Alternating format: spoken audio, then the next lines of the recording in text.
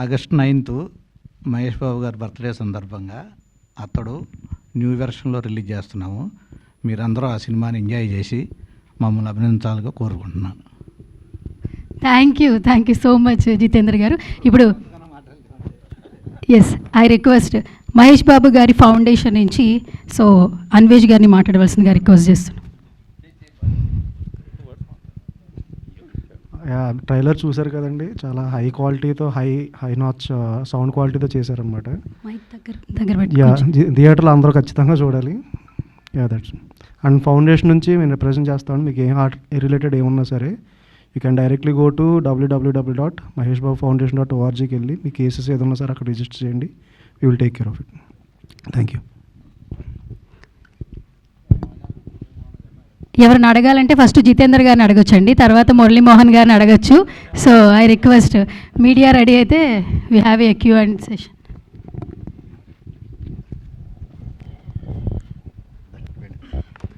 ప్రభు sir, Jitendra గారికి ఏమన్నా mic first. Jitendra గారు, జితేంద్రని అడుగుదామా? మీరు అడిగితే బాగుంటుంది.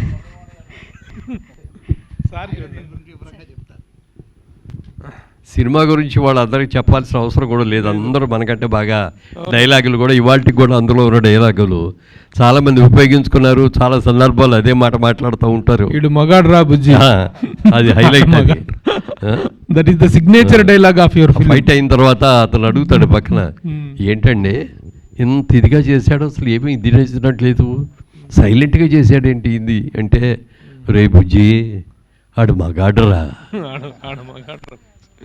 అసలు ఆ మాటకి ఎంత వాల్యూ వచ్చిందో, ఆ సినిమా అయిన తర్వాత ఎంతమంది ఆ డైలాగ్ని ఉపయోగించారో కూడా చెప్పడానికి లేదు. అంత చాలా ఉన్నాయి ఎట్లాంటి హైలైట్స్.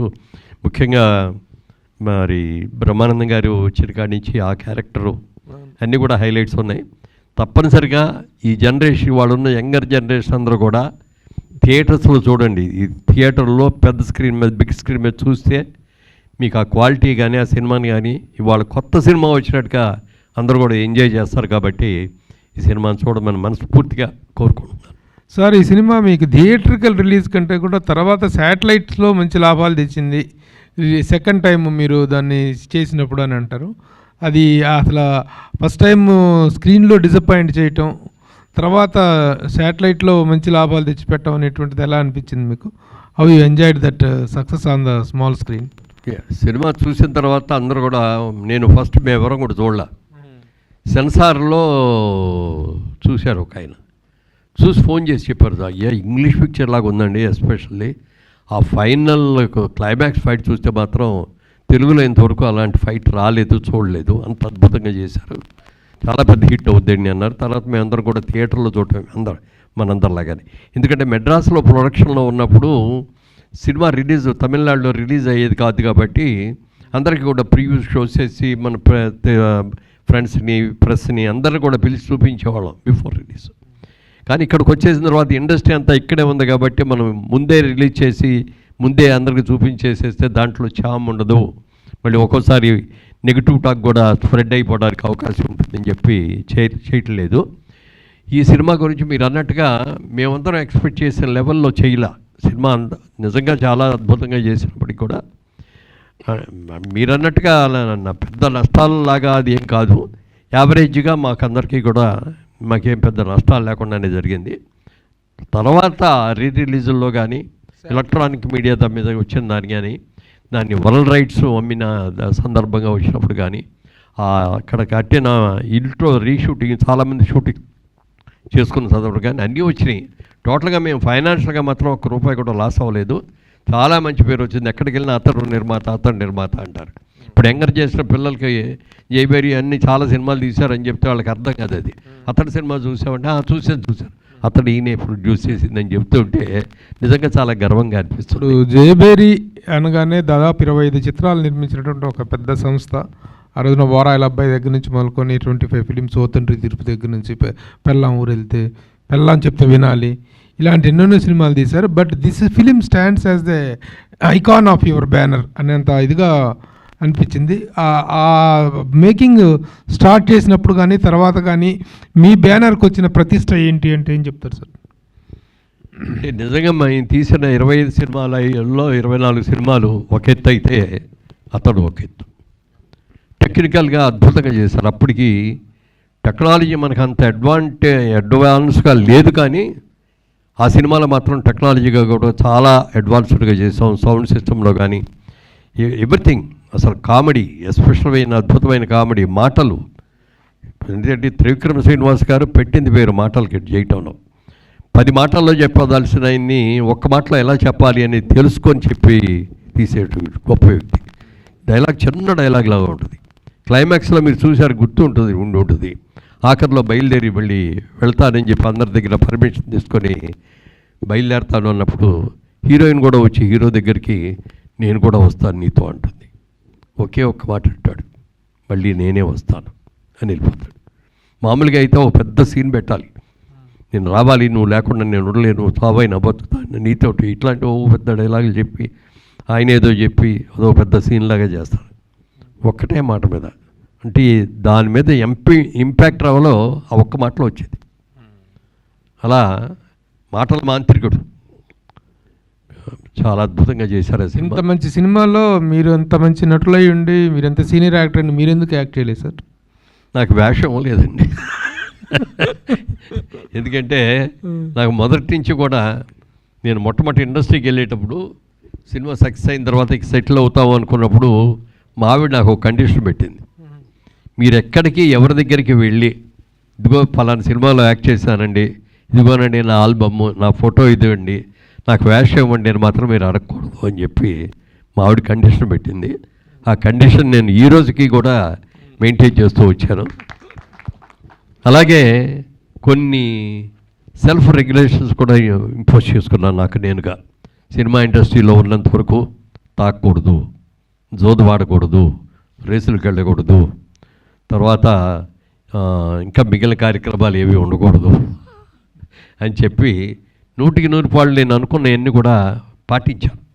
అంటే ఈ మధ్య ఇప్పుడు కూడా పాటిస్తున్నామంటే అవన్నీ పాటిస్తున్నా, కానీ అప్పుడప్పుడు మాత్రం మా గురుగారు నాగేశ్వరరావు గారు ఇచ్చిన సలహాతో అప్పుడప్పుడు తీసుకుంటా ఉండవయ్యా, 2 పెగ్గలు తీసుకో, మంచిది ఆరోగ్యానికి. 60 ఏళ్ళు దాటిన తర్వాత కొంచెం నర్వ్స్ వీక్ అవుతాయి, మరి అది యాక్టివైజ్ అవ్వాలంటే అప్పుడప్పుడు తీసుకోవాలని అన్నారు. అన్న తర్వాత ఏదో మొదలుపెట్టాం. తర్వాత నాకు కొంచెం ఇదవలే, 1 నెల రోజుల తర్వాత ఇప్పుడు అడిగారు తీసుకుంటున్నావా అని. లేదండి, నేను ఇంటికి వెళ్ళేటప్పటికే 9 అవుతుంది, అప్పుడు స్నానం చేసి అక్కడ మందు పెట్టి కూర్చొని అది అయ్యి భోజనం అంటే 12 గంట అయిపోతుంది, పొద్దున్నే వరకు కూడా స్పాయిల్ అవుతుందండి. లేదండి అనగానే తర్వాత ఇక అప్పటి నుంచి ఇప్పుడున్న పార్టీస్లో మాత్రం తీసుకుంటూ ఉంటాను. సార్, అతడు సినిమా గురించి చెప్పుకోవాలంటే అతడు సెట్ గురించి కూడా బాగా చెప్పుకుంటూ ఉంటారు. అప్పట్లో ఆ సెట్ ఎంత అయింది సార్ బడ్జెట్ దానికి ఆ సెట్ వేయడానికి? అసలుకి చాలా అయిందండి. ఎంత అయిందో అన్నది నాకు ఇప్పుడు వాళ్ళ లెక్కలు గుర్తులేవు కదండి. ఆ రోజుల్లో చాలా ఎక్కువ కష్టమైంది. అందుకనే అంత కష్టపడి అంత పెద్ద ఇల్లు కట్టాం, బ్రహ్మాండంగా పర్మనెంట్గా ఉండేటట్టుగా మొత్తం ఐరన్ స్ట్రక్చర్స్ మీద కట్టాం. ఇది మామూలుగా ప్లైవుడ్ల మీద వేసి ఇదే కాకుండా ఇచ్చి ఇది పర్మనెంట్గా ఉంచాలి ఇది. దాంతోపాటు స్టూడియో కూడా చేద్దామన్న ఆలోచన అప్పుడే వచ్చింది. ఇల్లు ఉంచుదాం, ఇంటితో పాటు మిగిలిన హాస్పిటళ్ళు, కోర్టు, మిడిల్ క్లాస్ హౌసెస్ ఇవన్నీ కట్టి చేద్దాం గార్డెన్ స్టూడియోలో కానీ అనుకున్నాం. కానీ మా ఆశ ఔటర్ రింగ్ రోడ్ వచ్చి తీసుకెళ్ళిపోయింది. అతడు ఇప్పుడు రిలీజ్ చేస్తున్నారు, కానీ భవిష్యత్తులో మరి అతడు పార్ట్ 2 ఏమన్నా చేస్తే ఎవరితో చేస్తారు? ఏమన్నా ఒక పార్ట్ 2 తీస్తే డెఫినెట్గా మళ్ళీ అదే డైరెక్టర్ అదే హీరోయే తప్ప ఇంకొకళ్ళు మారిస్తే జనం ఒప్పుకోరు అసలు. అందుకని డెఫినెట్గా మరి హీరో గారు త్రివిక్రమ గారు కనుక డేట్లు ఇచ్చి చేద్దామని కనుక అంటే 100% జైబరి నిర్మిస్తుంది అది పార్ట్ 2. ఎందుకంటే అది చాలా ఉంది నెక్స్ట్ చేయటానికి కూడా. అందుకే అప్పట్లో కాకపోతే ఏంటంటే 2 సినిమాలుగా యాక్షన్ సినిమాలు పార్ట్ 2 పార్ట్ 3 లేవు కాబట్టి అప్పుడు అంతటితో ఆగిపోయింది అది. బట్ తీస్తే ఇప్పుడు కూడా బోల్డ్ మంచి సబ్జెక్ట్ అవుద్ది, ఆ కాంబినేషన్ కూడా మంచి కాంబినేషన్ అవుద్ది. ఇప్పుడు ఈ సినిమా రిలీజ్ అవుతుంది కాబట్టి ఇప్పుడు అందరూ కూడా యంగ్స్టర్స్ కూడా అందరూ చూసి రేపు వాళ్ళు కూడా పార్ట్ 2 వస్తే బాగుంటుందండి అని అంటే డెఫినెట్గా తీస్తాం. సార్, ఒక్కసారి మహేష్ ఫౌండేషన్ ద్వారా ఎన్నో మంచి కార్యక్రమాలు చేస్తారు, ముఖ్యంగా చిన్నపిల్లలకి హార్ట్ సర్జరీస్ చేయించడం చాలా. సో ఆ ప్లాన్, ఆ ఐడియా ఎవరికి వచ్చింది సార్ అసలు మహేష్ ఫౌండేషన్ గురించి? Sir and madam sir. వాళ్ళే స్టార్ట్ చేద్దాం అనుకున్నారండి. తర్వాత we're into part of the foundation అనమాట. ఇప్పుడు అతడు రీ రిలీజ్ తర్వాత కూడా దీనికి వచ్చినటువంటి అవును సార్, అమౌంట్ కూడా దానికి మళ్ళీ యా సార్. ఇదే కాదు సార్, ముందున్న రీ రిలీజ్ అన్నీ కూడా ఫౌండేషన్కి వచ్చినాయి సార్ అన్నీ. దాని ద్వారానే మనం ఎడ్యుకేషన్ స్పాన్సర్షిప్ చేసిన ఏం చేసినా సరే through the funds of re releases one of the fund raising sir మాకు యాక్చువల్లీ. చాలామంది ఏంటంటే నాకు కూడా కొంతమంది ఫోన్ చేస్తుంటారు మీడియా వాళ్ళకి. ఎలా అంటే సార్ మేము పాపకు బాగలేదు ఇట్లా ఉంది, ఫౌండేషన్ సంప్రదించాలి ఏంటి అంటే ఎలా సార్ అసలు? మన వెబ్సైట్ ఉంది సార్ యాక్చువల్లీ, మన అఫీషియల్ వెబ్సైట్ ఉంది. ఇందాక చెప్పినట్టు maheshbabu.org.లోకి వెళ్ళి అందులో మనకి కాంటాక్ట్ అస్ అని ఒక పేజ్ ఉంది సార్. అందులోకి వెళ్ళి రిక్వెస్ట్ రైజ్ చేసి వాళ్ళ హార్ట్ రిలేటెడ్ ఉంటాయి కదా సార్, ఆ రిపోర్ట్స్ అన్నీ పెడితే మన టీం వాళ్ళని కాంటాక్ట్ అవుతుంది సార్. ఓ జితేంద్ర, చాలా సినిమాలు మహేష్ బాబు గారి సినిమాలు ఉన్నాయి. ఇప్పుడు అతడు సెలెక్ట్ చేసుకోవడానికి రీ రిలీజ్కి ప్రత్యేక కారణం ఏంటి జితేంద్ర? అంటే ఆ ఫ్యామిలీతో మీకున్న అనుబంధం మాకు తెలుసు. యాజ్ ఎ ఫ్యాన్గా, యాజ్ ఎ కృష్ణ గారి అభిమానిగా, మహేష్ బాబు అభిమానిగా you have a long journey with him. ఇప్పుడు పర్టికులర్గా ఈ సినిమాని సెలెక్ట్ చేసుకోవడానికి కారణం ఏంటి? నాకు ఈ సినిమా రిలీజ్ అయిన ఫస్ట్ రిలీజ్ అప్పటి నుంచి కూడా ఈ సినిమా అంటే చాలా ఇష్టం అండి. ఒక్క నిమిషం. నాకు ఇది రీ రిలీజులు అవుతున్నప్పుడు అప్పటి నుంచి కూడా నేను ఎట్టి పరిస్థితిలో మనం అతడు రిలీజ్ చేద్దామని ప్రపోజల్లో ఉండి కాంటాక్ట్ చేయటం. అట్లా ఏ స్థాయి సక్సెస్ని ఎక్స్పెక్ట్ చేస్తున్నారు మీరు? ఏమండి, ఏ స్థాయి సక్సెస్ని ఎక్స్పెక్ట్ చేస్తున్నారు? ఎందుకంటే రీ రిలీజుల్లో పోకిరి ఇవన్నీ కూడా చాలా పెద్ద సెన్సేషన్ వరకు రిలీజ్ అయిన రీ రిలీజ్ సినిమాలన్నింటిలోకి హైయెస్ట్ థియేటర్స్లో రిలీజ్ చేస్తాము, హైయెస్ట్ రెవెన్యూ కూడా చూస్తామండి. Congrats sir. మీతో ఒకటే లాస్ట్ క్వశ్చన్ సార్. మురళీమోహన్ గారు, ఇవాళ మీరు ఒక పెద్ద సెన్సేషన్ అనౌన్స్మెంట్ చేశారు. 25 చిత్రాల ప్రతిష్టాత్మక జైభేరి బ్యానరు అతడు దగ్గర బ్రేక్ అయింది, నాట ఆగిపోలేదు, బ్రేక్ అయింది. ఆ కంటిన్యూటీ కొనసాగించడానికి మీ అమ్మాయిని ఇంట్రడ్యూస్ చేశారు ఈ రోజున. దట్ ఈస్ ఎ వెరీ ఈ సందర్భంగా ఆ అనౌన్స్మెంట్ అనేటువంటిది again do you think that the same glory of and the legacy of జైబేరి will continue with her or with you all? Yeah, with her అంటే అందరూ ఫ్యామిలీయే కదా, మేమందరూ కూడా ఒకే ఫ్యామిలీ కాబట్టి డెఫినెట్గా షీ విల్ టేక్ లీడ్ డెఫినెట్గా. ఎందుకంటే అద్భుతమైన నాలెడ్జ్ ఉంది సినిమా ఇండస్ట్రీ గురించి. మరి దాదాపుగా 8 సంవత్సరాల పాటు అక్కడ అమెరికాలో ఉండి, లాస్ ఏంజల్స్లో ఉండి, సినిమా పెద్ద పెద్ద డిస్ట్రిబ్యూటింగ్ కంపెనీస్లో ఉండి, వాళ్ళు ఏ సినిమా గురించి చెప్పినా, ఇంగ్లీష్ సినిమాలు కానీ ఏ సినిమా గురించి చెప్పినా కూడా ఇమ్మీడియట్గా దాని గురించి చెప్తుంది. మన ఇండియన్ ఫిలిమ్స్ కూడా, మలయాళం ఏ సినిమా రిలీజ్ అయినా రోజు సినిమాలు చూస్తూనే ఉంటుంది. కొత్త సినిమాలు కానీ, ఓటీటీలో వచ్చేవి కానీ అన్నీ కూడా సినిమాలలో చాలా బాగుంది, చాలా పర్ఫెక్ట్గా ఉంటుంది. స్క్రీన్ ప్లే వాటి గురించి కూడా సినిమా ఒక్కోసారి నాకు అర్థం కాకపోతే పెదనాన్న గారు ఈ సినిమా చూడండి చాలా బాగుంటుంది అని చెప్పి ముందు అవుట్లైన్ చెప్పమంటే అవుట్లైన్ చెప్పేస్తుంది. సినిమా కథ సినిమా చూసినట్టే ఉంటుంది, అంత బాగా. She got very good knowledge అండి. బాగా సక్సెస్ అవుద్దని, అవ్వాలని మనస్ఫూర్తిగా మేమందరం కూడా కోరుకుంటున్నాం. అలాగే మీ అందరి ఆశీస్సులు, ప్రేక్షక మహాశైల ఆశీస్సులు కూడా ఉంటే జైభేరి మళ్ళీ జైభేరి మోగిస్తుంది. నిర్మాణ వారసులు వచ్చారు. మురళీమోహన్ గారు నమస్కారం సార్. అంటే అతడు సినిమా అంతకుముందు అసలు ఎన్నిసార్లు చూసినా తరిగి తెలియలేదు. అయితే ఈ సినిమా అంతకుముందు చాలా సినిమాలు కాస్ట్ ఫెయిల్యూర్ సినిమాలుగా చాలా సినిమాలు వచ్చినాయి. అవి కూడా సక్సెస్ అయినా కానీ కాస్ట్ ఫెయిల్యూర్ వచ్చినాయి. ఆ కోవకు చెందిన సినిమాగా ఇది అప్పట్లో చెప్పుకునేవారు. దాని గురించి మీరు ఏం చెప్తారు? నిజంగా ఒక కొత్త సినిమా రిలీజ్ అయిన తర్వాత డివైడెడ్ టాక్స్ వస్తూ ఉంటాయి కదా, దాని మూలంగా కొంతమంది చూశారు కానీ ఎక్కువ మంది చూడలేకపోయారు. అవును. కానీ టీవీలో చూసిన తర్వాత ఈ సినిమా ఇంత గొప్ప సినిమానా, అబ్బో ఎంత బాగుందో, కామెడీ బాగుంది. ఇప్పటికి చాలామంది ఇప్పుడు కూడా చెప్తారు, ఏమంటే టీవీలో ఇప్పటికి వస్తున్నా కూడా మళ్ళీ చూస్తామండి మేము, అంత ఇంట్రెస్టెడ్ అన్నారు. మరి అలాంటి సినిమాని ఇవాళ అప్గ్రేడ్ చేసి, ఇవాళ టెక్నాలజీకి సరిపడగా దీనిని ఇది చేసి రిలీజ్ చేస్తున్నది. వీళ్ళందరూ కూడా చాలా అసలు ఎంత ఇదిగా ఉన్నట్టు దాదాపు 1 year నుంచి అడుగుతున్నారు. లేదండి మేము బాగా చేస్తామండి, ఆల్రెడీ ఈ సినిమాలు చేసామండి అది చెప్పి అడిగితే, సరే మన జిల్లా వాళ్ళు అని చెప్పి ఒక ఆత్మీయతతో కానీ డెఫినెట్గా ఇచ్చాం. మీరు చాలా సినిమాలకి నాకు తెలిసి కొన్ని సినిమాలకి రేట్ని ఇచ్చిన సందర్భాలు ఉంటాయి. కృష్ణ గారు అయితే చాలా సినిమాలకి ఇచ్చారు. అలాగే ఈ సినిమాకి ఎస్పెషల్లీ అప్పట్లో టాక్ ఉండేది, మన మహేష్ బాబు గారు త్రివిక్రమ్ కూడా తీసుకున్న రిమోట్ కొంత తిరిగి ఇచ్చారని అప్పుడు అనుకునేవారు. అది ఎంతవరకు కరెక్ట్ సార్? అది తిరిగి ఇవ్వాల్సిన అవసరం రాలేదండి. డెఫినెట్గా అది నష్టపోయినడితే తిరిగి కూడా ఇచ్చి ఉండేవాళ్ళం. అస్సలు ఎవరో నష్టపోవాలి, కొనుక్కునే వాళ్ళందరూ కూడా బాగానే సాటిస్ఫై అయ్యారు. సరే, మహేష్ బాబు గారు మెయిన్ ఇప్పుడున్న రిలీజ్లో సూపర్ స్టార్ మహేష్ బాబు గారు ఆయన ప్రూవ్ చేసుకున్నారు. వరుసగా మొన్న కలేజా సినిమా అసలు డిజాస్టర్ అనే సినిమా, అప్పుడు ఎవడో చూడని సినిమా రిలీజ్లో కోట్లు కలెక్ట్ చేసింది. మళ్ళీ ఇప్పుడు మహేష్ బాబు ఈ సినిమా రావటం, సో ఆ రికార్డ్ మళ్ళీ బ్రేక్ చేస్తుంది ఇందాక ఆయన కూడా చెప్పారు. సో ఈ వరవడి గురించి ఒక సీనియర్ నిర్మాతగా, సీనియర్ ఆర్టిస్ట్గా మీరు ఏం చెప్తారు ఈ కొత్త వరవడి గురించి? అంటే ఇదివరకటికి ఇప్పటికి తేడా ఏంటంటే, ఇదివరకు ఓన్లీ థియేటర్స్కి వెళ్ళి చూడటమే సినిమా చూడాలంటే. మళ్ళీ టీవీలో వచ్చిన తర్వాత టీవీలో చూసినా కూడా 6 నెలల తర్వాత 8 నెలల తర్వాత ఇచ్చేవాళ్ళు రైట్స్. ఇవాళ రోజున ఏమవుతుందంటే వితిన్ 4 వీక్స్లోనే సినిమా ఇచ్చేయాల్సిన పరిస్థితి వస్తుంది. ఇదివరకు సినిమా అంటే 100 రోజులు ఆడింది, 200 ఆడింది, 300 ఆడింది, సంవత్సరం ఆడింది అని అనుకునేవాళ్ళం. ఇవాళ ఆ రోజులు లేవు, ఆ పరిస్థితులు లేవు. ఫస్ట్ 3 డేస్లో ఎంత వస్తుందో కలెక్షన్, మెయిన్ కలెక్షన్ అదే. ఆ తర్వాత వచ్చేదంతా రన్నింగు కలెక్షన్, అది వేరే విషయం అయినా ఇప్పటికీ కూడా. ఇవాళ టెక్నికల్గా డెవలప్ అయిన తర్వాత ఈ సినిమాని ఎంతోమంది యంగ్స్టర్స్ కూడా చూశారు కాబట్టి బిగ్ స్క్రీన్లో ఈ సినిమా చూస్తే ఎలా ఉంటుంది, డెఫినెట్గా మనందరం కూడా చూడాలి అని యంగ్స్టర్స్ కూడా ఎక్కువ కూడా మనలాంటి వాళ్ళు, మన ఏజ్ గ్రూప్ మనం చూసేదాన్ని మరి యంగ్స్టర్స్ అందరూ కూడా ఈ సినిమాని బిగ్ స్క్రీన్ మీద చూడాలి అనేది చాలా ఉత్సాహంగా ఉన్నారు. డెఫినెట్గా ఇది మంచి సినిమా అవుతుంది. ఈ రిలీజ్ సినిమాల వల్ల ఇప్పుడు కష్టపడి చేసిన సినిమాలు పోటీగా ఆపోజిట్ వచ్చే సినిమాల కంటే రిలీజ్ సినిమాలే ఎక్కువ బాగా పోటీ పడుతున్నాయి. నిజంగా ఈ సినిమాల కంటే రెవెన్యూ షేరింగ్ హౌస్ఫుల్ ఈ సినిమా అవుతుంది, కానీ ప్రజెంట్ తీసిన సినిమాలు హౌస్ఫుల్ కావట్లేదు. సో చిన్న నిర్మాతలు ఇలా ఇప్పుడు చేస్తున్న వాళ్ళు కూడా కొంచెం అభ్యంతరం వ్యక్తం చేస్తారు. దాని గురించి ఏం చెప్తారు? అంటే ఇప్పుడున్న పరిస్థితుల్లో సినిమాలన్నింటినీ కూడా థియేటర్స్కి రప్పించుకోగలగాలి.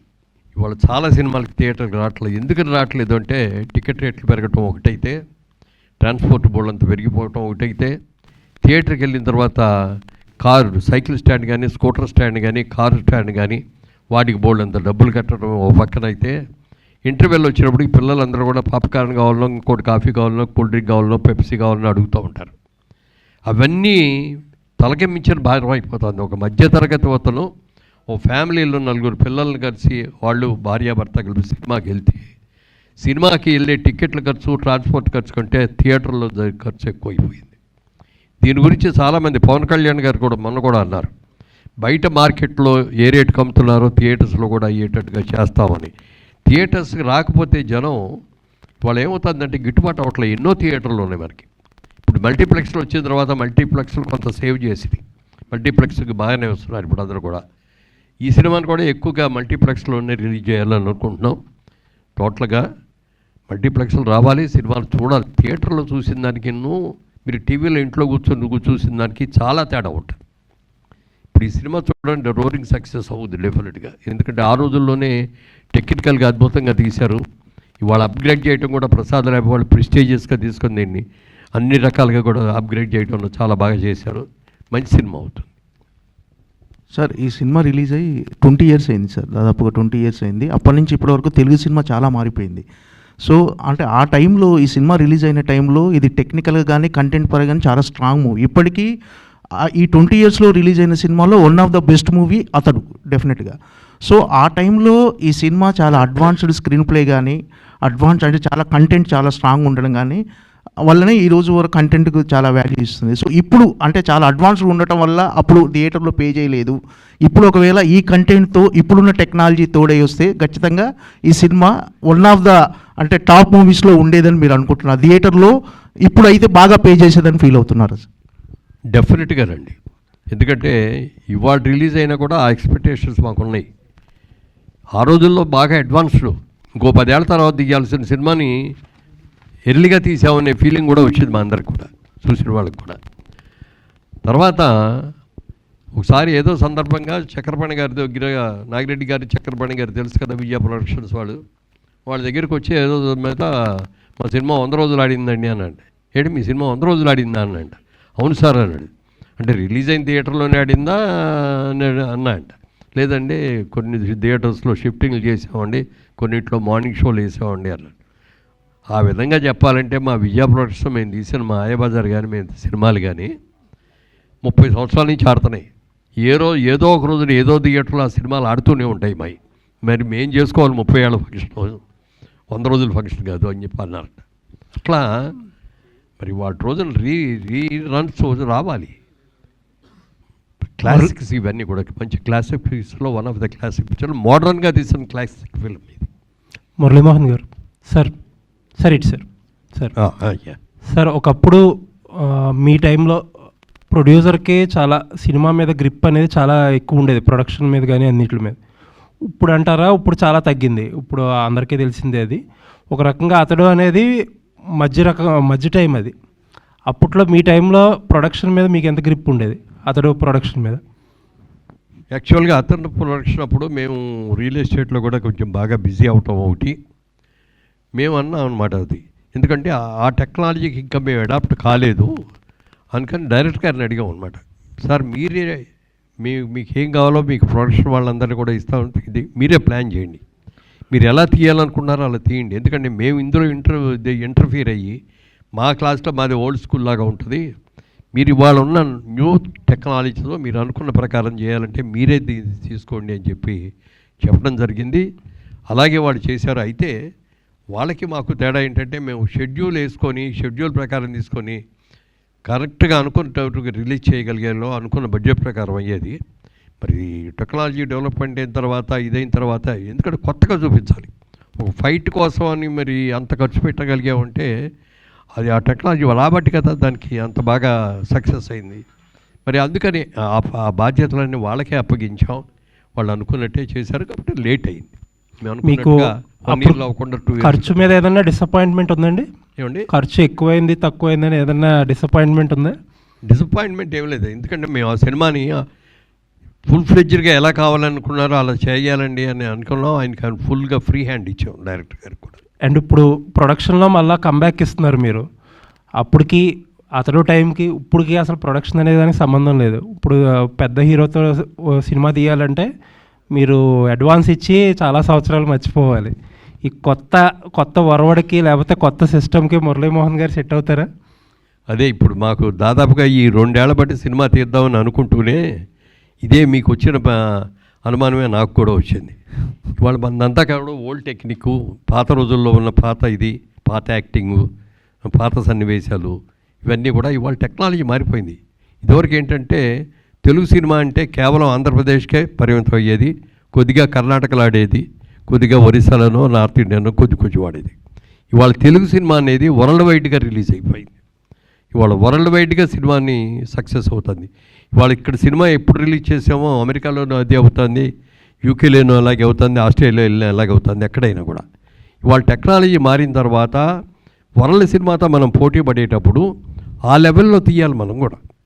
అలా తీయకుండా ఇదివరకులాగా ఏదో బడ్జెట్ పాత సినిమా బ్లాక్ అండ్ వైట్లో తీసినట్టుగా 3 లక్షలు 5 లక్షలు తీద్దామని అనుకుంటే వాళ్ళు ఎవరు చూడరు, థియేటర్ కూడా రారు. అందుకని టెక్నాలజీని మనం డెవలప్ చేసుకొని దాన్ని ఆ లెవెల్లో తీసినప్పుడే మనం వరల్డ్ సినిమాతో పోటీ పడగలుగుతాం. All the best sir. Sir ఇందులో నాజర్ గారి క్యారెక్టర్కి శోభన్ బాబు గారిని అడిగారు, బ్లాంక్ చెక్ కూడా ఇస్తానంటే కూడా ఒప్పుకోలేదన్నారు. అది ఎలా సార్? అది శోభన్ బాబు గారు అంతకుముందు మాతో ముగ్గురు మిత్రులు సినిమాలు తీశారు, అది కూడా చాలా పెద్ద హిట్ అయింది. ఇది తర్వాత ఇంకా కొన్ని రోజులు అయిన తర్వాత ఆయన సినిమాలు యాక్ట్ చేయడం మానేశారు. ఇక చాలు నాకు వేసిన రోజులు హీరోలు వేస్తాను తప్ప ఇంకోటి వేయను అన్నట్టుగా ఆయన మానేశారు. ఈ సబ్జెక్టు కథ చెప్పిన తర్వాత నాజర్ గారు వేసిన క్యారెక్టరు శోభన్ బాబు గారు అయితే బాగుంటుంది అని చెప్పి మాకు ఆలోచన వచ్చింది. డైరెక్టర్ గారిని కూడా అడిగితే ఇంకేముండే ఆయన వేస్తే ఇంకా అంతకంటే కావాల్సిందేంటి అన్నారు. సరే నేను డైరెక్ట్గా అడగటానికి మొహమాడబడి మా మేకప్ మ్యాన్ రాముని పిలిచి, రాముని వెళ్ళి అడుగు, అప్పటికి మేము మెడ్రాస్ హైదరాబాద్ వచ్చేసాం, ఆయన ఇంకా అక్కడ మెడ్రాస్లోనే ఉన్నారు. ఓ బ్లాంక్ చెక్ ఇచ్చి పంపించాను. రెమ్యూనరేషన్ ఆయన ఎంత అనుకుంటే అంత రాసుకోమనండి, రెమ్యూనరేషన్ ఎంత అని అడగట్లేదు, దాని గురించి పేరవట్లేదు. బట్ ఈ క్యారెక్టర్ ఆయన చేస్తే అంటే కొంచెం ఏజ్డ్ క్యారెక్టర్ లాగా ఉన్నా కూడా సినిమాకి చాలా వాల్యూ పెరుగుద్ది, కథకు చాలా ఇంపార్టెన్స్ పెరుగుద్ది, ఆ క్యారెక్టర్కి విపరీతమైన ఇంపార్టెన్స్ వస్తుంది అని చెప్పి అనుకొని పంపిస్తే ఆయన ఫోన్ చేసి, సారీ మురళీమోహన్ గారు ఏమనుకోవద్దు, నేను శోభన్ బాబు అని ఎవరైనా గుర్తులు తెచ్చుకోగానే నేను హీరోగా ఉన్నప్పుడు ఎలా అందంగా ఎలా టిప్ టాప్గా డ్రెస్సులు వేసుకొని ఎలా చేశానో అలాగే నన్ను గుర్తుంచుకోవాలి తప్ప ఒక తండ్రిగానో తాతగానో లేకపోతే ఒక రోగిష్టిగానో అట్లాంటి క్యారెక్టర్ నేను చేయదలుచుకోలేదు, ఏమనుకోవద్దు. ఇది క్యారెక్టర్ మంచి సినిమా అయ్యి ఉంటుంది, మంచి లేకపోతే మీరు తీరు డెఫినెట్గా మంచి క్యారెక్టర్ కూడా అయ్యి ఉంటుంది, లేకపోతే నన్ను అడగరు. కానీ ఏమనుకోవద్దు, నేను చేయలేను అని చెప్పి అన్నారు ఆయన. మురళీమోహన్ గారు, సార్ అతడు తెలుగు సినిమాకి ఒక కొత్త మార్కెట్ని, ఓవర్సీస్ మార్కెట్ని ఓపెన్ చేసింది. అంతకుముందు వరకు ఆ మార్కెట్ పెద్దగా లేదు, ఉందో లేదో కూడా తెలియదు మాకైతే. కానీ అతడి తర్వాత ఓవర్సీస్ మార్కెట్ అనేది ఒకటి ఓపెన్ అయింది. అంటే తెలుగులో మిక్స్డ్ రిపోర్ట్ ఉన్న ఓవర్సీస్లో బిగ్గెస్ట్ బ్లాక్ బస్టర్ అతడు.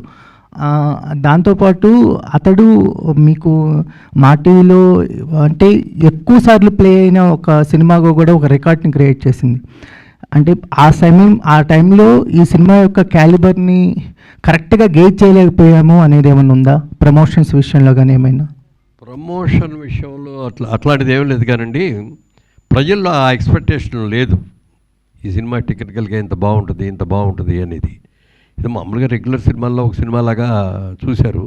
ఇందాక రమేష్ గారితో దగ్గర మాట్లాడేటప్పుడు కూడా సినిమా ఎండింగ్ తెలుసుగా, క్లైమాక్స్ అనేప్పటికీ మనకు బ్రహ్మాండంగా ఫైట్లు గీట్లు అవన్నీ ఉండిపోయి మొత్తం హీరోయిన్లు అందరూ కలుసుకోవటం ఒక ఇదిలా ఉంటుంది. ఈ సినిమా క్లైమాక్స్ చూస్తే మీకే ఆశ్చర్యం వేస్తే, మాకు కూడా ఆశ్చర్యం వేసింది. ఎందుకంటే ఆ ఫైట్ అయ్యి అంతా అయిపోయిన తర్వాత మళ్ళీ తిరుగు ప్రయాణం ఆ ఊరికి అన్నారే తప్ప మళ్ళీ మిగిలిన అందరూ రావటం అది లేకుండా, అంటే ఒక కొత్త రకంగా తీశారు. మీరు అన్నట్టు ఇండియాలో కంటే కూడా ఓవర్సీస్లో చాలా పెద్ద హిట్ అయింది, చాలామంది చూశారు. తర్వాత ఇవన్నీ చూసి సక్సెస్ వచ్చి మంచి పేరు వచ్చిన తర్వాత టీవీల్లో చాలామంది చూశారు.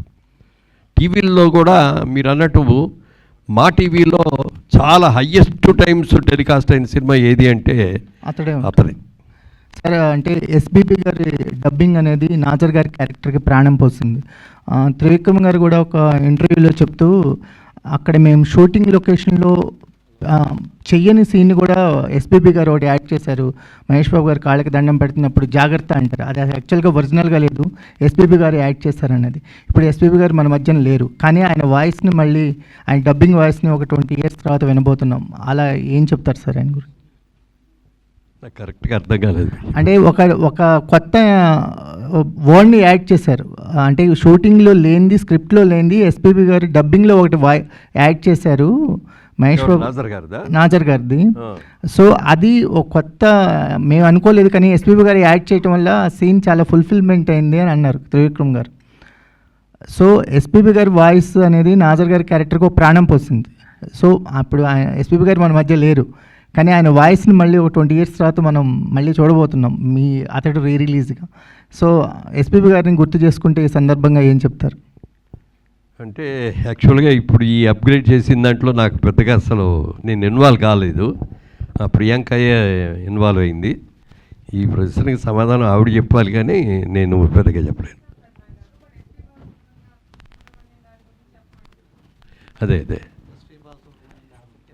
బాలసుబ్రహ్మణ్యం గారి గురించి చెప్పాల్సింది, చాలా గొప్ప వ్యక్తి. నిన్ననే మాకు రాజమండ్రి నుంచి మా వాళ్ళు ఫోన్ చేశారు, రాజమండ్రిలో బాలుగారి విగ్రహం పెడుతున్నామండి, గోదావరి ఒడ్డున ఘంటసాల గారి విగ్రహం పక్కన పెడుతున్నామని చెప్పి మీరు మెసేజ్ కావాలండి అంటే నేను పంపించాను వాళ్ళకి. ఒక అద్భుతమైన గాన గంధర్వుడు బాలసుబ్రహ్మణ్యం గారు. అంటే గాంధీ సినిమాకి డబ్బింగ్ చెప్పాడు బాలసుబ్రహ్మణ్యం గారు, మీరు ఎవరన్నా విన్నారో లేదో నాకు తెలీదు. నేను చూడగానే ఆ సినిమా, గాంధీ సినిమా చూసిన తర్వాత ఇమ్మీడియట్గా బాలుగారికి ఫోన్ చేసి, ఆ క్యారెక్టర్కి ప్రాణం పోశారు సార్ మీరు, ఎవరో మన ఇండియన్ కానీ ఒక వ్యక్తి, ఒక ఫారిన్ యాక్టర్ యాక్ట్ చేసిన దాన్ని మీరు డబ్బింగ్ ఎక్కడా కూడా అసలు చిన్న లిప్ మూమెంట్లో తేడా కానీ ఎక్స్ప్రెషన్లో తేడా కానీ లేకుండా చేశారు, హైలైట్ అండి, ఎక్సలెంట్ అండి అని చెప్పడం జరిగింది. అలాగే మరి ఆయన అద్భుతమైన వ్యక్తి. ఇవాళ ఆ డైలాగ్లో ఆ డబ్బింగ్ను మార్చిని ఏం మారవండి, అవి సౌండ్ సిస్టమ్స్ మారుతాయి తప్ప అవి ఏం మారవు. కానీ బాలుగారు అలాంటి మహనీయుడిని కరోనా వచ్చి పట్టుకుపోయిందనే దాని మీద అందరూ కూడా చాలా బాధపడ్డాం. ఆయన ఉండుంటే ఇంకో 10 ఏళ్ళ పాటు ఇంకా బ్రహ్మాండంగా పాడుతూ ఉండేవారు ఆయన. సార్ మురళీమోహన్ గారు, మళ్ళీ సినిమాలు తీస్తూ ఉంటున్నారు, కథలు ఏమన్నా వినటం జరిగిందా? ఇప్పుడు వస్తున్న సినిమాలను అబ్జర్వ్ చేయటం జరిగిందా? మీ దగ్గర ఎవరన్నా అడ్వాన్స్లో ఉన్నాయా? మీకు చేయాల్సిన వర్క్ ఎవరన్నా బ్యాలెన్స్ ఉన్నారా? ఎలా ఈ ప్లానింగ్ అంతా?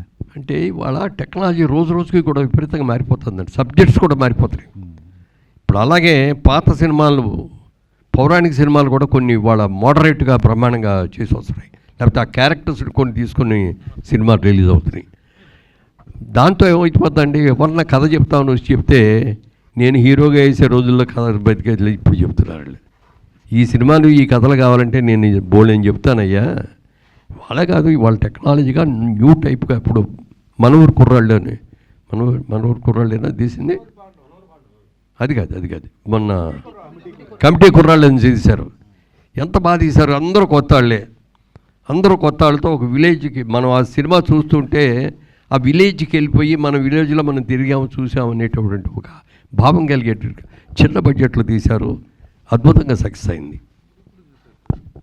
అలా తీయాలి అంటే ఆ సబ్జెక్ట్స్ ఆ టైప్ చూసి ఎవరు చెప్పలే నాకు ఇంతవరకు. ఎవరికాళ్ళు అద్భుతమైన సబ్జెక్ట్ అండి అని చెప్తారు, పిలుస్తాం, కథ చెప్తారు. నాకు కథ బాగా నచ్చితే అట్లాగా చక్కగా వింటారు, కథ బాగాలేదు అనిపిస్తే నిద్ర వచ్చేస్తూ ఉంటుంది నాకు. నేను చెప్తా ముందే, బాబు నాకు కథ నచ్చకపోతే మాత్రం మధ్యలో ఆపేస్తాను, దానికి మీరు ఇష్టమైతేనే చెప్పండి. బట్ ఇప్పుడు వరకు ఇది భలే ఉంది అనే కథ దొరకలే ఇంతవరకు. ఈ ప్రస్తుతం ఇది అయిన తర్వాత రేపటి నుంచి ఆకాశం పెరుగుతాయి. సార్ నా కథ వినండి సార్, ఇంతవరకు రాని కదండి, ఇది ఎవరో చూపించలేని కదండి అని.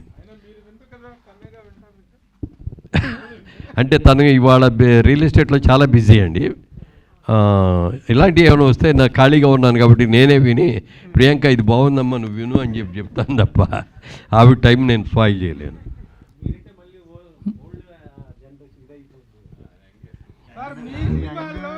మీ సినిమాల్లో ఇప్పుడు రీమేక్ ట్రెండ్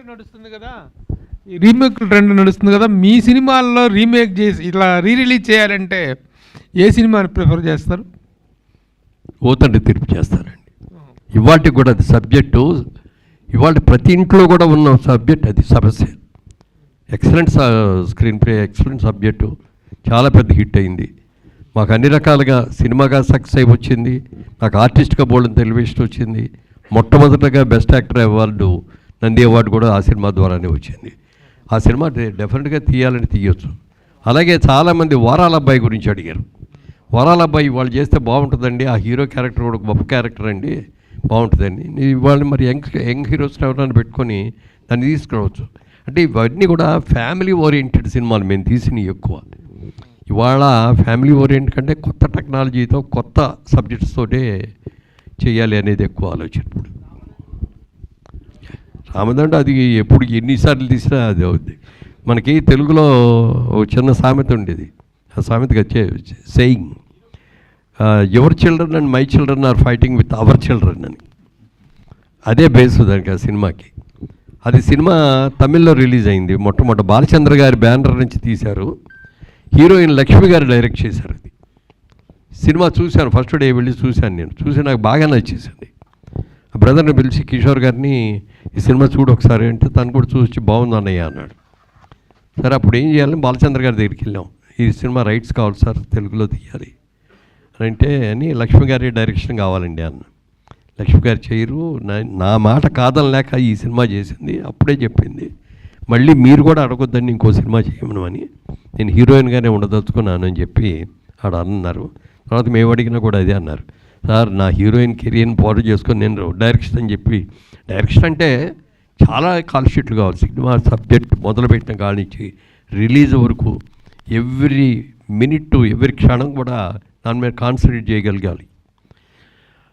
అందుకని అది అలాంటి ఎన్నిసార్లు తీసినా బాగానే ఉంటుంది.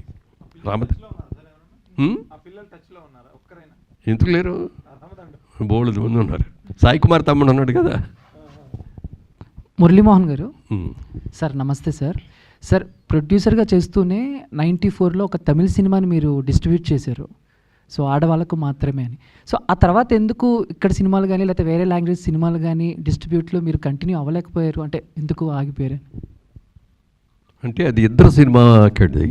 అంతకుముందు ఆ బ్యానర్లో చాలా అద్భుతమైన సినిమాలు వచ్చినాయి, చాలాసార్లు వచ్చినాయి. అవన్నీ కూడా మేము ట్రై చేసాం, మేము తీసుకోవడం కోసం తెలుగులో తీసుకొని డబ్ చేద్దామని. అవి దొరకాలి మాకు. తర్వాత రాజసారి వెళ్ళి అడిగితే ఏమండి ఇన్నిసార్లు అడిగినా ఇవ్వలేదు ఏంటంటే, నెక్స్ట్ పిక్చర్ మీకు ముందు ఇవాళే నేను కమిట్ అవుతున్నానండి, మీకే ఇస్తానండి అని చెప్పారు. సబ్జెక్ట్ ఏంటో మాకు తెలియదు, సినిమా మేమేం చూడలేదు, ఆల్బమ్ కూడా చూడలేదు. సినిమా ప్రేక్షకుడు ఎప్పుడు చూస్తాడో వాళ్ళతో పాటు మేము చూసాం. సినిమా అది ఏమైందంటే సినిమా తీసినప్పుడు ఉన్న పరిస్థితులు వేరు, సినిమా రిలీజ్ అయ్యేటప్పుడు ఉన్న పరిస్థితులు వేరు. అది ఎంజీఆర్ గారు, కరుణానిధి గారి కథ మీద తీసిన సినిమా అది. అది తర్వాత కొన్ని కట్ చేయాల్సి వచ్చింది అప్పుడున్న పొలిటికల్ ప్రెషర్స్తో. అవన్నీ చేయటం మూలంగా అది సక్సెస్ కాలేదు. But it's also very well made film. Sir అంటే సోషల్ మీడియాలో ఎక్కువగా కొన్ని గాసిప్స్ వినిపిస్తూ ఉంటాయి సార్. అంటే ఈ పలానా హీరో ఈ సినిమా మిస్ చేసుకున్నాడు, ఆ సినిమా మిస్ చేసుకున్నాడని. అంటే అతడికి వచ్చేసరికి అంటే పవన్ కళ్యాణ్ గారు ఫస్ట్ ఈ స్టోరీ విన్నారు, కొన్ని కారణాలు చేయలేకపోయారని గాసిప్. అది గాసిప్ అయినా నిజంగా ఆ టైంలో ఆయన ఏమైనా అప్రోచ్ అవ్వటం జరిగిందా? చెప్పండి. సో ఫస్ట్ అతడు సినిమా కథని పవన్ కళ్యాణ్ గారు విన్నారు అనేది సోషల్ మీడియాలో ఎప్పటి నుంచో నడుస్తున్న. అది గాసిప్ అయినా నిజమేనా? తెలీదు, డెఫినెట్గా నాకు తెలియదు. అది నాకు తెలిసినంతవరకు అది లేదు. మరి తర్వాత వచ్చి పుట్టించిన మాట ఏమో నాకు తెలియదు. కానీ ఈయన చాలా కథలు ఉంటాయి. శోభన్ బాబు గారిని ఈ సినిమా ఇది పొట్టేలు పొన్నమ్మ సినిమాకి దేవర్ గారు అడిగారు, ఇట్లా పొట్టేలు పొన్నమ్మ సినిమా తీసాం, ఆ సినిమాలో మీరు వేయాలి సినిమా అంటే, ఆయన సినిమా చూసో సినిమా కథ వినో నాకు ఇంపార్టెన్స్ ఇవ్వలేదు, ఇది హీరోయిన్ ఇంపార్టెన్స్ సినిమా వద్దు అన్నాడు. అనుకోకుండా అది నాకు వచ్చింది, పెద్ద హిట్ అయింది, సూపర్ హిట్ అయింది అది. అంటే ఇప్పుడు త్రివిక్రమ్ గారు మీకు సబ్జెక్ట్ చెప్పేటప్పుడే మహేష్ బాబుతో అనేటువంటిది కన్ఫామ్ చేసుకొని చెప్పారా, ముందు సబ్జెక్ట్ విన్న తర్వాత కన్ఫామ్ అయ్యారు? ముందు కథగానే చెప్పారు ఆయన. కథగా చెప్పిన తర్వాత ఎవరితో తీద్దాం అనుకున్నప్పుడు రకరకాల పేర్లు వచ్చిన మాట వాస్తవం. కానీ ఫైనల్గా మరి అప్కమింగ్ అప్పుడు చాలా మంచి, ఎందుకంటే కృష్ణ గారి అబ్బాయి అనేది ఒక ఇమేజ్, చైల్డ్ ఆర్టిస్ట్గా దగ్గర నుంచి అద్భుతంగా చేసిన ఎక్స్పీరియన్సు, తర్వాత అప్పటికి కొన్ని సినిమాలు మంచి హిట్ సినిమాలు వచ్చినాయి కొన్ని. ఇవన్నిటితో చూసుకొని సినిమా బడ్జెట్ కూడా పెద్ద బడ్జెట్ సినిమా అవుతుంది కాబట్టి మహేష్ బాబుని పెట్టుకుంటే బాగుంటుంది అనే ఆలోచన మేము అందరం కలిసి కూర్చొని అనుకొని ఆ విధంగా మహేష్ బాబుని వెంటనే దొరికినాయండి డేట్లో అప్పుడు? వెంటనే ఇచ్చారు. అంటే అడ్వాన్స్గా ఈయన ఆ సినిమా చేసి వస్తానన్నారు కదా, అందుకని ముందే అడ్వాన్స్ కంటే ఒక 2 months బిఫోర్ అంతే. Jitendra, next Mahesh Babu cinema remake అంటూ చేస్తే ఏ సినిమా టేకప్ చేస్తారు? రీ రిలీజ్ అంటే అతిథియా? రెడీగా ఉన్నారా? అది కూడా రెడీగా ఉంది. రేపు కృష్ణ గారి జయంతికి. ఓహో, వెరీ గుడ్.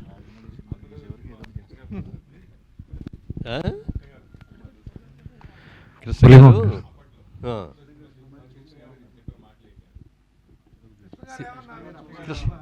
అతడి సినిమా చూసా, చాలా బాగుందని చెప్పారు ఆయన.